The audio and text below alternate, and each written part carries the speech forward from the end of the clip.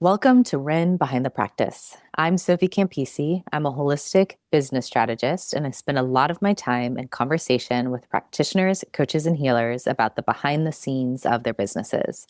What I started noticing is that some of the most honest, important conversations about building a practice were happening quietly, one on one, behind the scenes, and often in isolation. Most practitioners are incredibly skilled at the work they do with their clients, but very few of us were ever taught or trained in how to build a successful startup business. And suddenly, we're left trying to figure it out on our own. This podcast exists to bring those conversations forward: the dreams, the uncertainty, the highs and the lows, the recalibrations, and the messy middle. My hope is that by normalizing these conversations, we can soften the stigma, feel less alone, and start closing the gaps together. Today's guest is Kristal Godin. Kristal is a former school teacher turned women's wellness and hormones coach. After navigating her own autoimmune diagnosis, she built the Happy Hormone Collective, a community that empowers women to understand their hormones, reclaim their energy, and rise into their most vibrant mind, body, and spirit. Kristal, it's great to have you here. Thank you so much for joining me today to have this conversation. Thank you so much for having me, Sophie. Before we look behind the scenes today, can you share with us a little bit about the work that you do? Yeah, so as you heard in the intro, the work that I do is informed by my own personal experience, right? So navigating autoimmune disease and figuring out what I can do to help myself. And so once I figured that out, I realized I really wanted to share this with women because there was a gap. There was a huge gap in the medical care that is given to women and the information that is given to women where they can feel empowered to lead their lead a life that is, vibrant and full and healthy and without suffering. So the work that I'm doing is really about sharing this information with women so that they can feel empowered.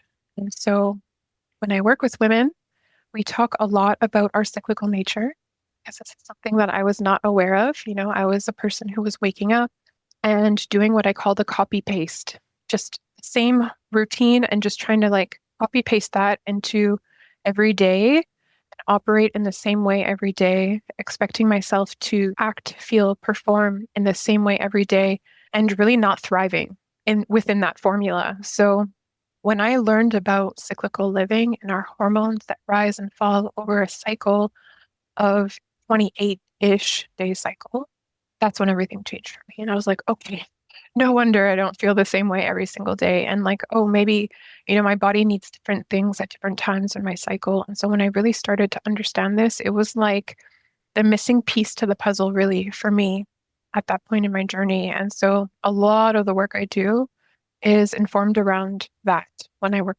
Is the typical way that you work with people through one-on-one? I know that you started this collective. Is it group work? Is it one-on-one? Great question. So first started working one-on-one with women, which is effective. It works just fine, but I found like there was something missing. It was in the power of women gathering together.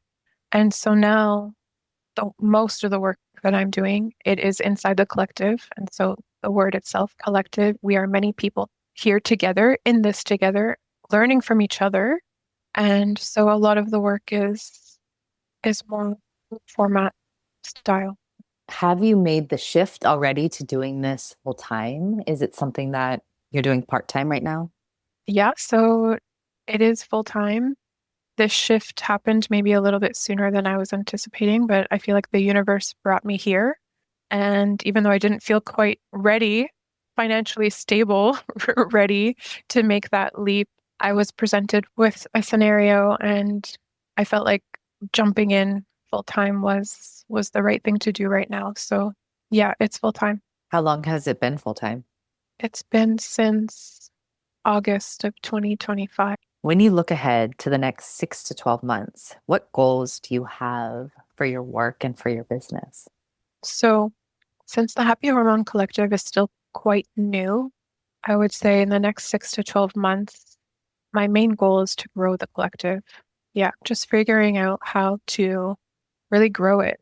Is that looking like more clients? So now it's focused on that, but what's like the client journey? Is it a free collective, but are there certain, like, how does that for you on the business side turn into a business model?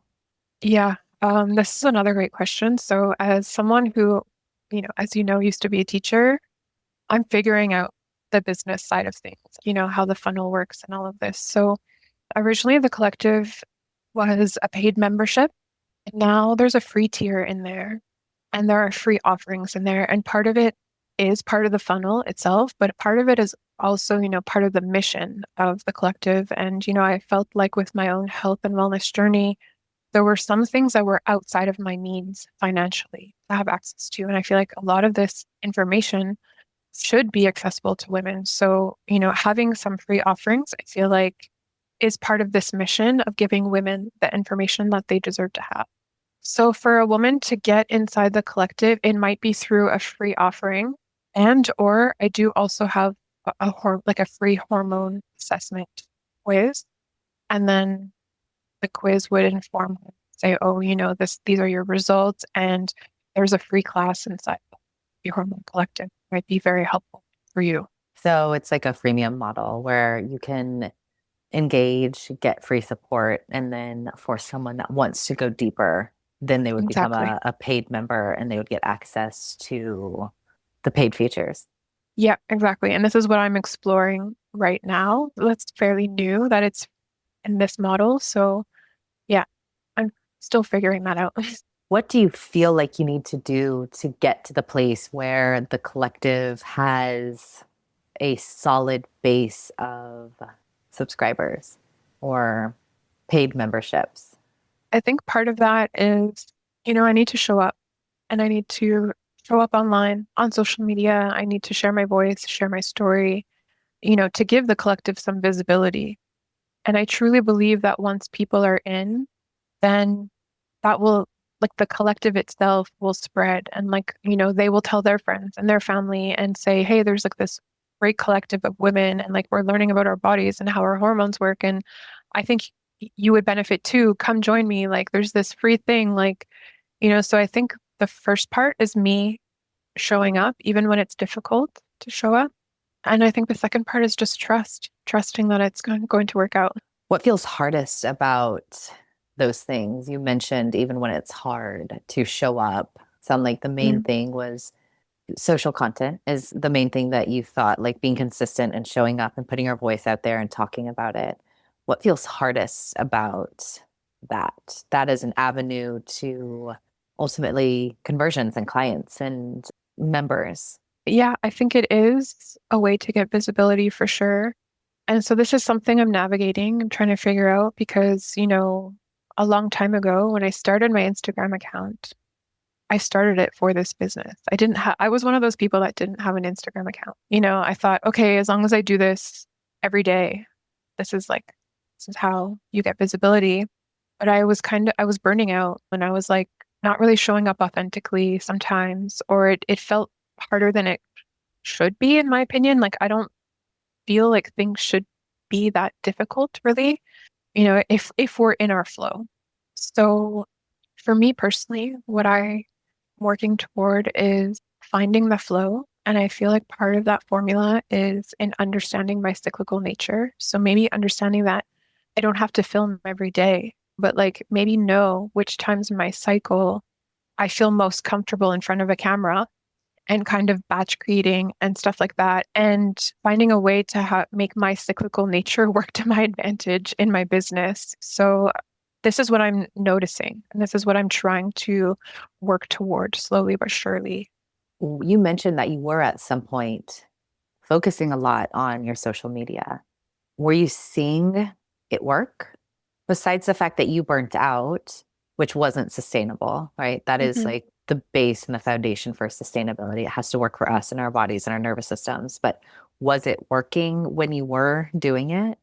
Good question. It was so long ago that I don't know if I remember the details, but like when the account was brand new, obviously like there was that whole thing of like when something is new, it's like you're always on it and you're gonna check, did people like it? Like, do I have new followers? And it's just like I was always on it and just obsessively checking. And so that was not healthy. I'm now past that point, but I'm trying to remember like maybe like between then and now, was there a point where I was like posting so much and was it helpful?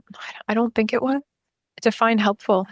Yeah, I mean, this is just one of the things that comes up so often. And when people say that they feel like they need to be posting more on social media, and this is just one of the patterns. So many people are saying that. So it's just me saying, yeah, like, is it working? And what do we feel? You know, there's something about social media where we feel like it's something we need to do, but it doesn't always feel right for us. I'm just curious about it. I'm curious about that whole dynamic. And um, I think that social media is such a, obviously, it's an interesting thing for all of us.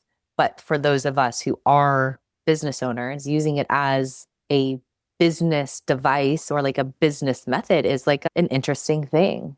It wasn't built to be used for business. And we're trying to figure out how to use it for social media, social. But then, like, what about Yeah. those of us that we need to use it for business? This comes up a lot. I've been doing patterns episodes every 5 or so, where I'm talking about the patterns and guiding people back to specific episodes that might resonate with them. And this is just one of the patterns that comes up so much, and talking about the difference Mm. between those of us that are holistic practitioners. We have businesses off of the social platform compared to someone that's running a business model that is a social media influencer where their metrics, likes and engagement and follows do matter because that's how they get paid. But what about those of us that we don't get paid for that way? Yeah. So one thing that I had that belief, right? Of I have to post all the time and like this is equals like a successful business or whatever because it gives you visibility and then that equals money, right? But then I started meeting people and I'd start asking them for their Instagram account and I'd follow them and I'd realize, oh, they only have 200 followers. Like I already had more followers than them. And I was just like, wow. Like, and time again, I was starting to realize there are people with successful businesses that don't have a thriving social media presence. And so slowly but surely, I started to kind of like rework that belief. And so now I'm just at a point where I'm like, yeah, I like showing up sometimes, like when it feels authentic, but when it's all like stressed and rushed and like this and that, and it's like, and it's to sell and no, it doesn't feel good in my body. But if I'm showing up because I genuinely want to share something with you or teach you something, then great.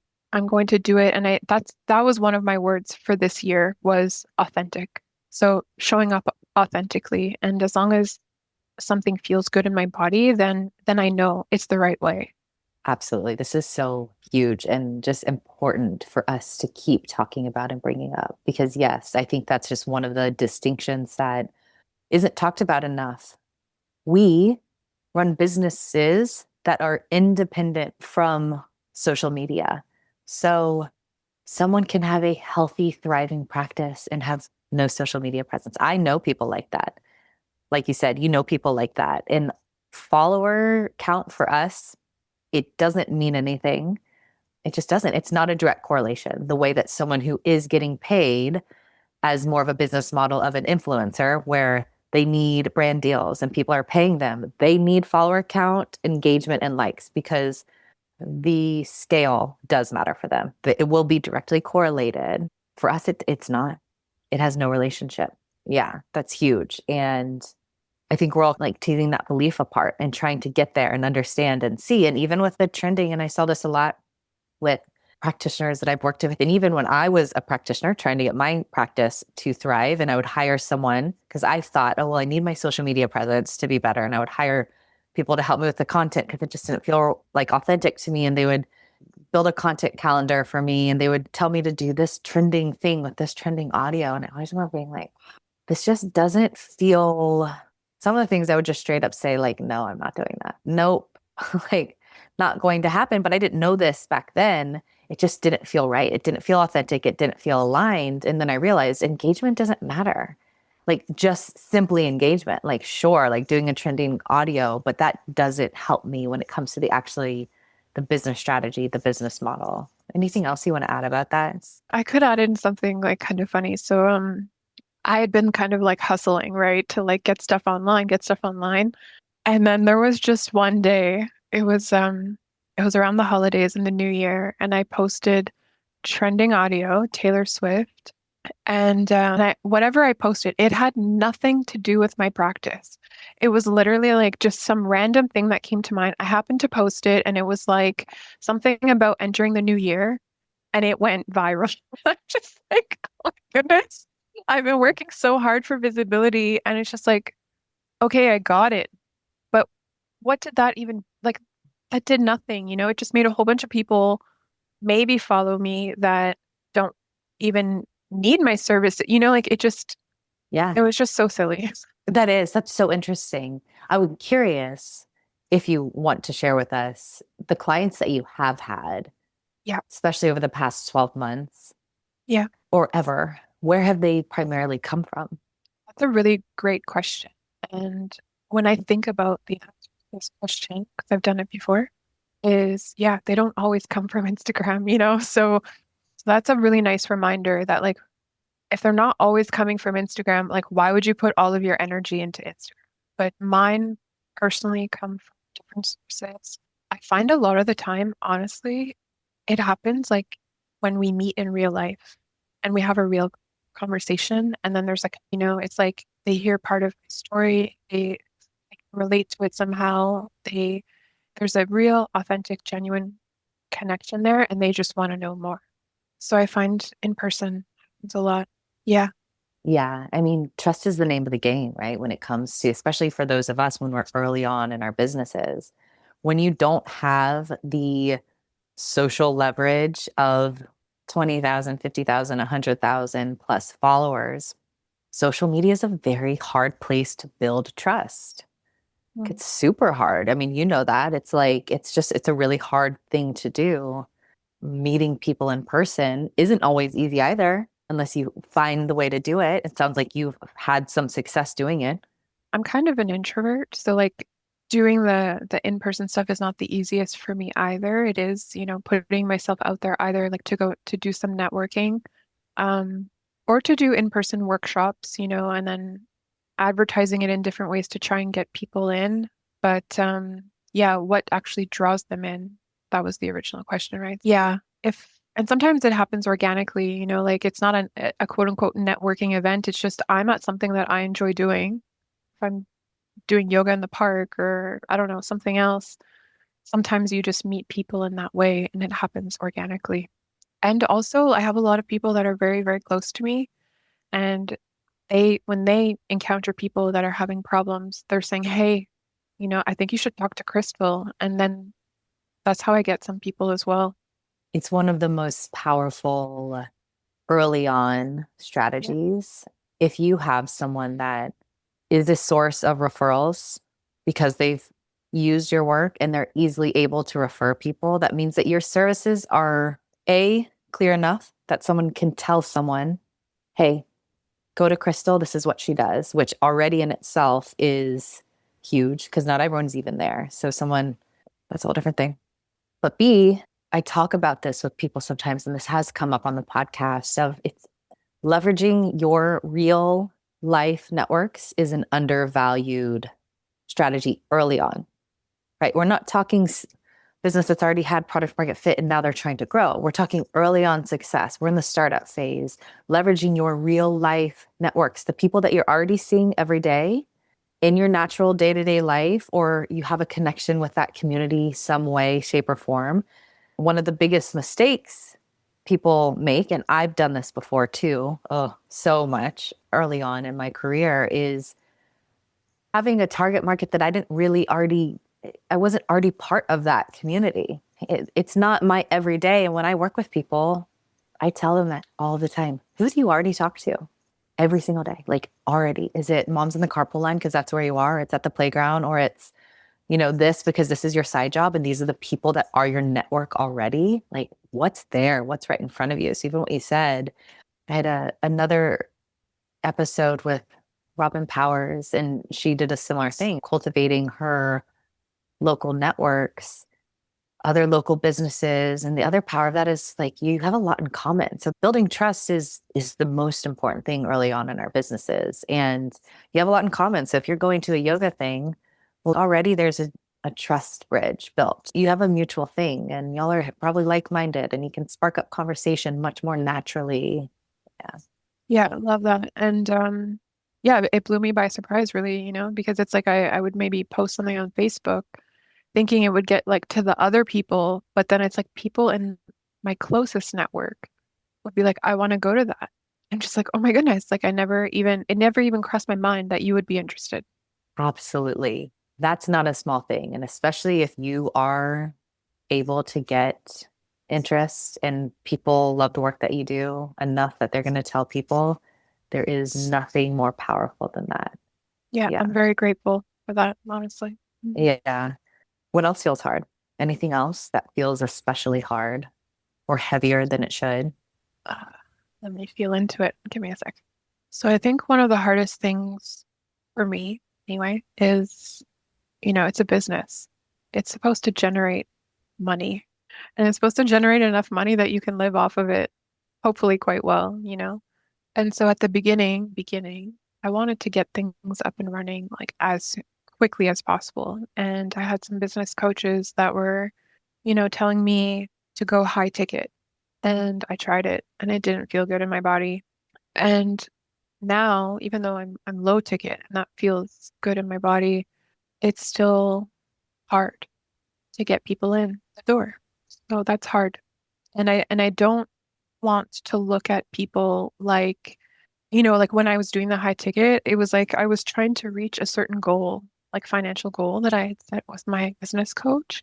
And so I was just starting to look at people like in that way, like, oh, you're gonna help me reach that goal. And it was just more of like a transactional thing than like a human interaction thing. So I really didn't like that. And so even though now I'm like, tru truly and genuinely authentic, wanting to help you, still difficult because it's not translating in the way that I thought it might. Does that make any sense? Did I? Yeah, no, Okay. thank you for saying that because it's part of the goal that I have for these conversations. 95 plus percent of us in our industry are not making the money that we need to make to pay our basic base living, bills, rent, food, car payments. 95 plus percent of us are not meeting that threshold, much less the fact that we are all the space holders and the energy workers and the healers that also need to be able to invest in our health and our well-being. So not even then thinking about what I think is base level, which is like also being able to fully take care of ourselves, living the lives that we actually want to live. 95 plus percent of us aren't hitting that threshold. It's a lot. So thank you for saying that. It's not said enough out loud.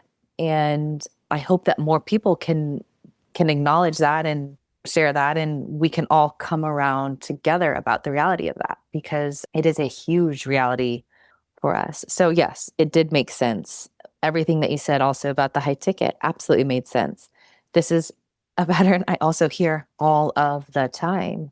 People saying they hired a business coach and they told them, oh, you need to set up a high ticket offer. That's the key to your business being successful. If that was the key for our businesses to be successful, we would all be successful. And we're not. It's not working for us.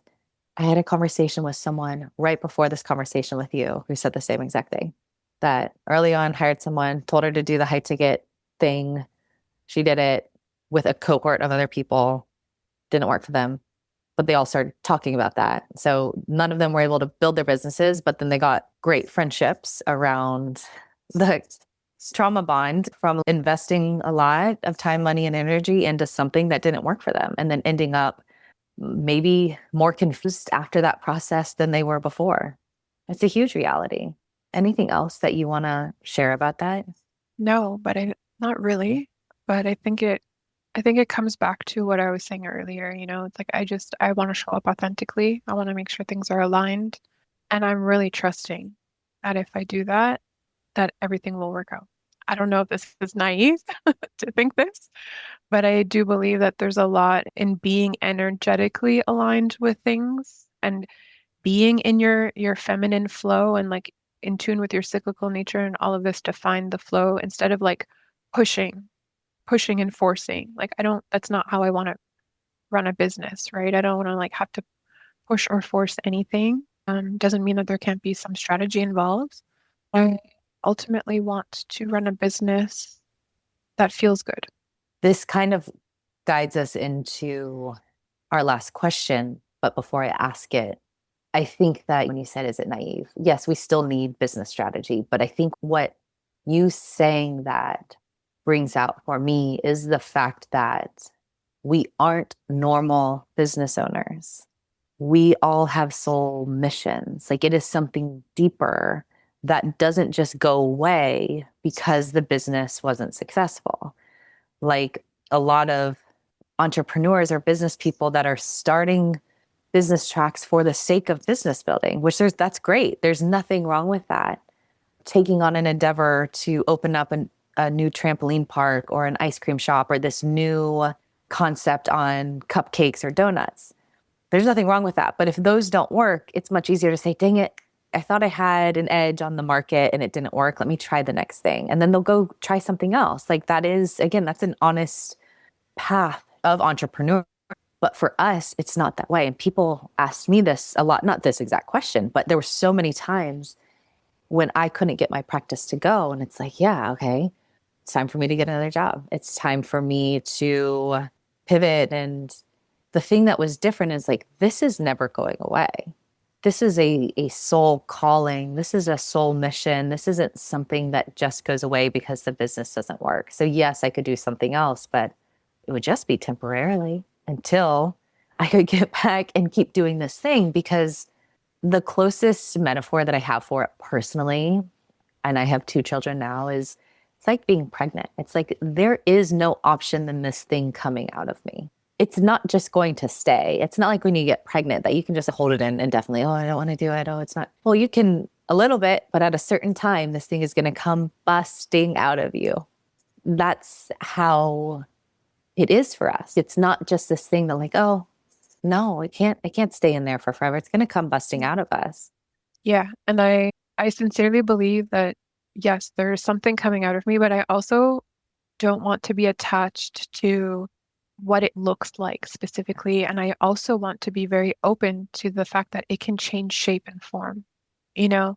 So I don't know if your listeners are into like design at all, or if you know about human design at all, but I'm a manifesting generator and I tend to have a lot of ideas and I tend to pivot, and I'll start something and then I get a better idea. So I'll let the other one go by the wayside. And I've only learned this about myself recently-ish.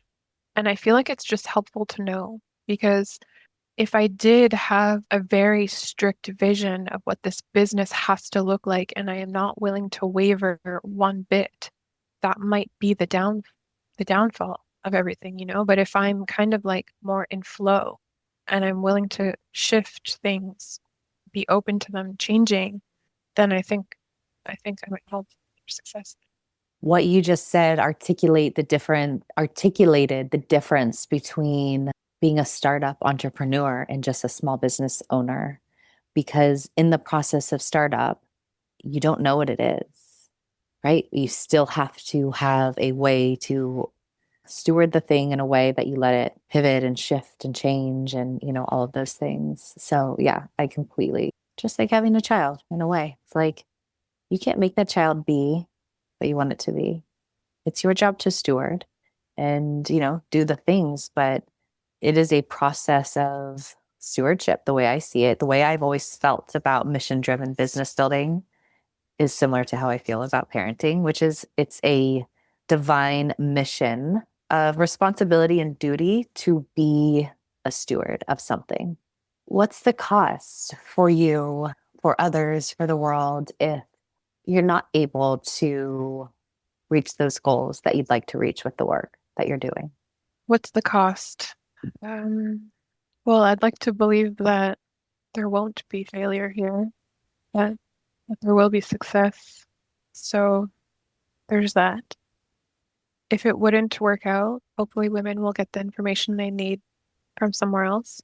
For myself, hopefully I would find my path, my calling, something that leads me to to feel fulfilled in life, but I'm trusting that this will work out. I am too. I am too.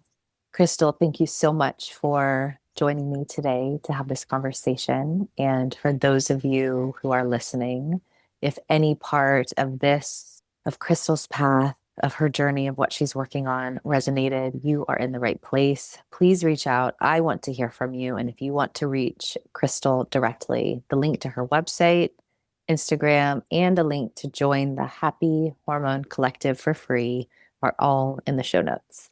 Thank you again, Kristal, and to everyone else. Thank you for listening, and we'll see you for the next episode of Ren Behind the Practice.